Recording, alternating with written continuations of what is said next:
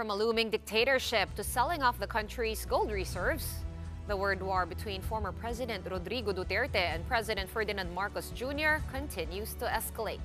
Maricel Halili with that story. Mr. Marcos is veering towards a dictatorship. That was former President Rodrigo Duterte's latest tirade against his successor and one soft ally, President Bongbong Marcos. Digong believes that the chief executive will not step down after his term and declare martial law, just like what his father did to hold on to power. Duterte said this during an indignation rally in Mandaue City, Cebu on Saturday. By Monday, it was the turn of Malacanang freshly appointed press officer to strike back. For Undersecretary Claire Castro, Duterte is just rumor mongering. Anong ebidensya? Paano mapapatunayan?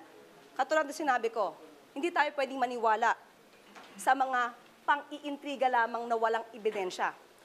At ito naman, siguro naman ay natatandaan ninyo, nung panahon ni dating Pangulong Duterte, inamin niya, fiscal pa lang siya.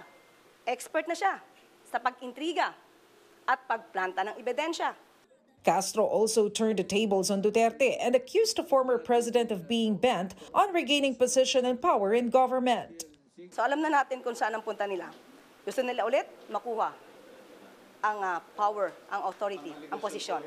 Castro also had this to say about Duterte's claim that there was no transparency on the sale of the country's gold reserves, which led to the peso's decline. Hindi pa to campaign joke ulit ni dating Pangulong Duterte? Hindi ba tayo nasanay dun sa jet ski promise niya? Na nung naniwala tayo halos sa mga sumuporta sa kanya, tinawag tayong stupid. So pag naniwala ba tayo ulit sa sinasabi niyang ito, baka mapagkamalan niya tayo ulit at tawagin tayong stupid.